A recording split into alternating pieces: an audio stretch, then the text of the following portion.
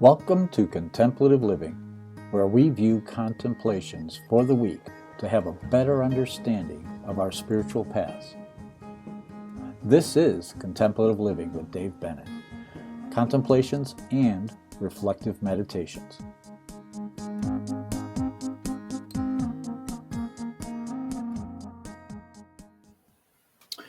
Hello and welcome to another Contemplative Living, where we talk about concepts to bring contemplative living into our everyday life. And today, I think I'd like to read something from Master Eckhart. What we plant in the soil of contemplation, we shall reap in the harvest of action. And that's kind of the theme of this week. We're going to talk a little bit more down to earth, kind of this more of the Stoic type of philosophy, if you please. So, to start off, self-improvement. Self-improvement is a noble pursuit. Let's not confuse getting better at stuff with being a better person. This kind of reminds us to look at why are we working toward a specific improvement or self-improvement.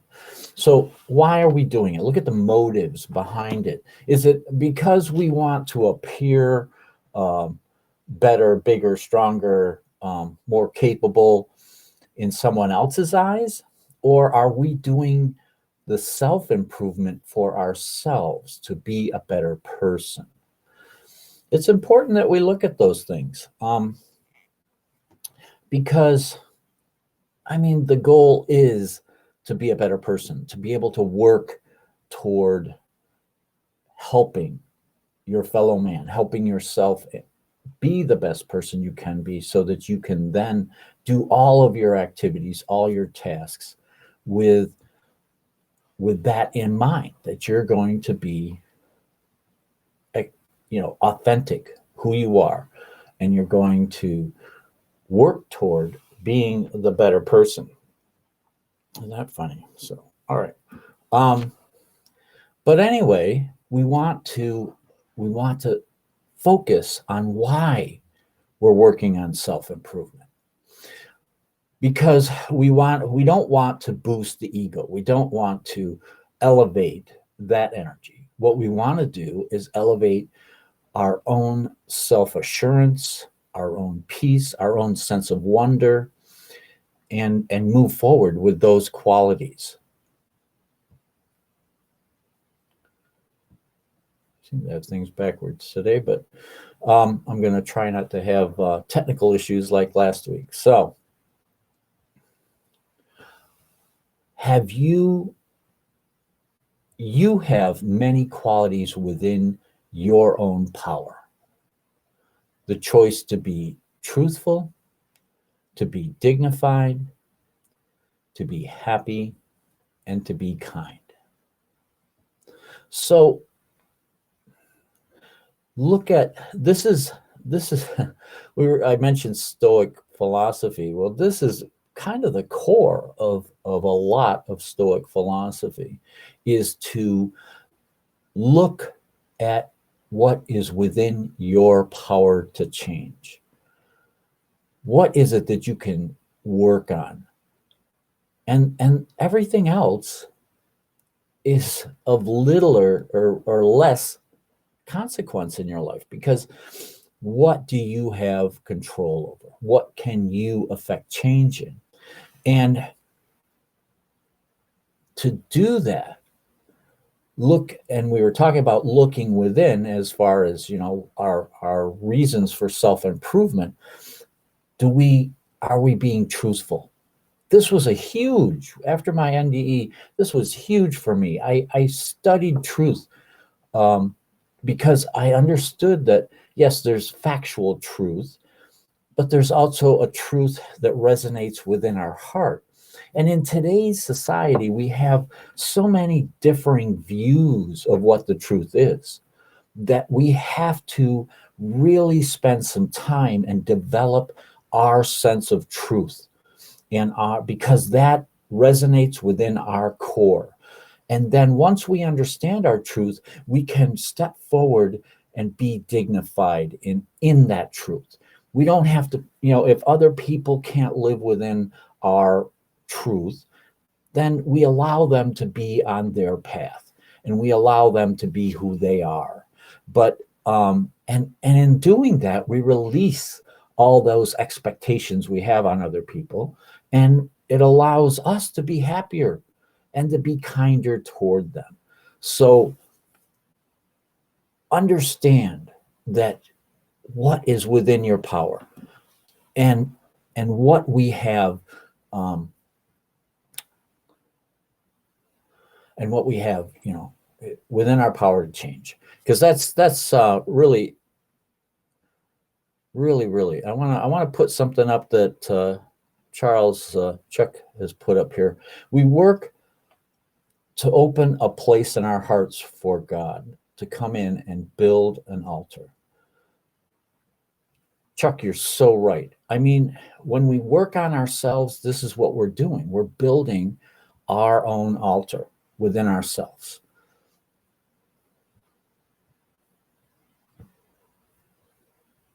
So, when our consciousness is settled and centered, we find our goodness in our thoughts, strengths, and actions.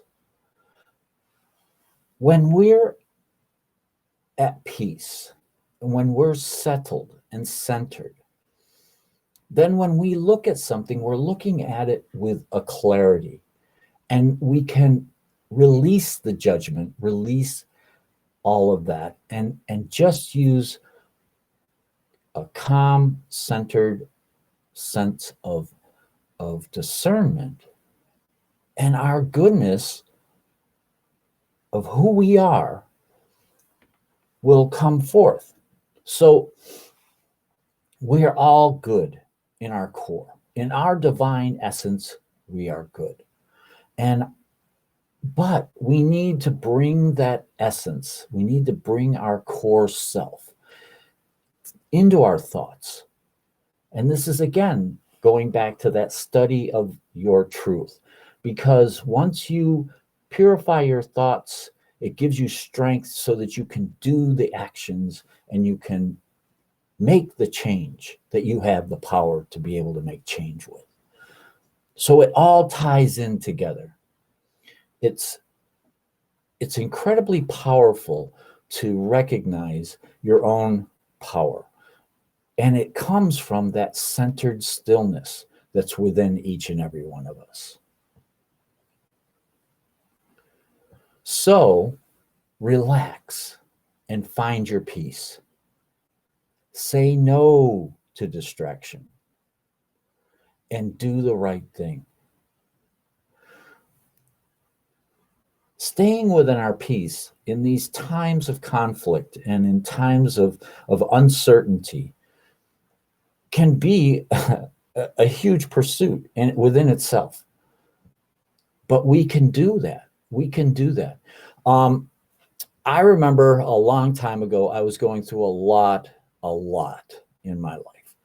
And it was just before I came down with my stage 4 lung and bone cancer. And so life was just chaotic. And Spirit gave me this little saying here. It was in a meditation. And I stood at the edge of the canyon and I heard an endless wind blow. And it blew off into the silence. Endless silence and endless love. And what that showed me was the wind's always blowing. The wind's always blowing. Another message that I got one time was that I felt like I was a pillar in the middle of a whirlwind that was all around me. Well, enter the silence and recognize that you are the pillar, that you are the stillness, you are the love, allows you to then be in that place of peace, so that the distractions, those distractions don't need to pull you away from who you really are. And that way you can maintain that clarity, you can maintain that vision throughout the day.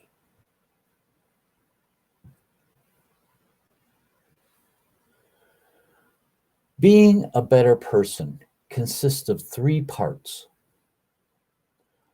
our moral compass, understanding the natural order, and inquiry into truth.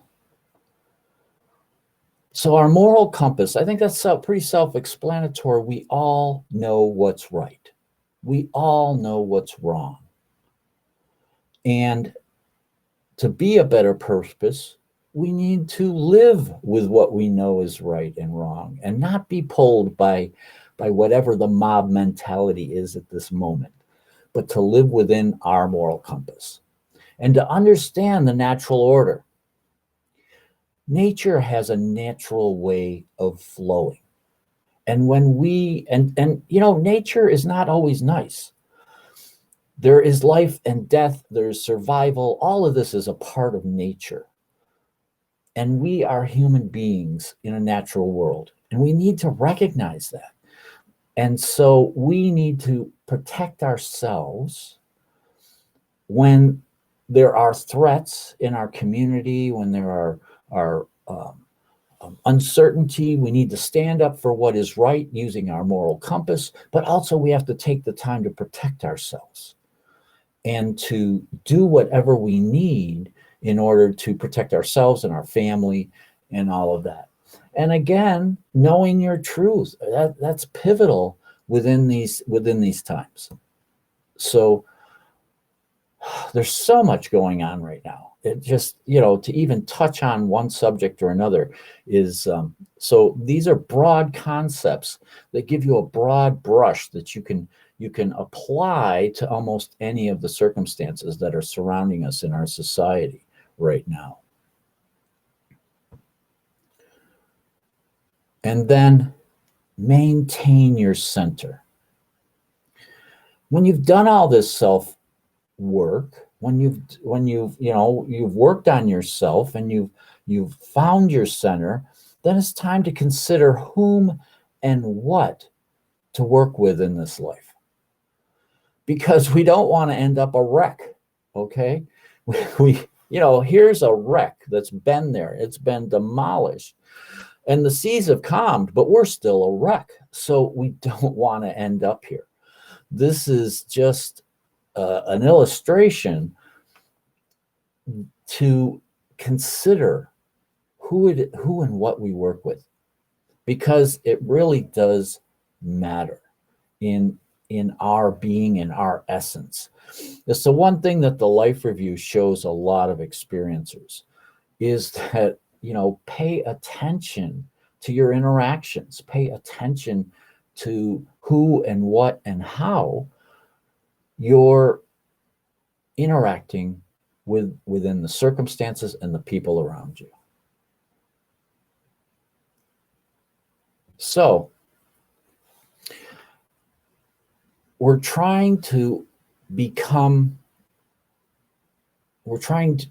work on ourselves through self-improvement. We're looking at the reasons why, whatever methods of self-improvement we're working on, we're looking at the reasons behind them, so that we're not inflating our ego, so that we can be authentic. And then we're working with that to use that to be a guide, to be thankful, to be, dignified in the things that we do in life. When we work this way, we find that life settles out. It begins to flow. And that's part of that natural flow of things, that natural order. And we want to live within that natural order so that we can be at peace. But we can also be reactionary when we need to protect ourselves. We're ready to do that. We can be prepared. And we do that by using these contemplative insights, the Stoic philosophy, in order to help our family, to help ourselves, to help our communities. I hope you find this helpful, and I want to thank you for coming. I see there's a lot of shout outs there. I just didn't get to them today. I'm sorry, but namaste.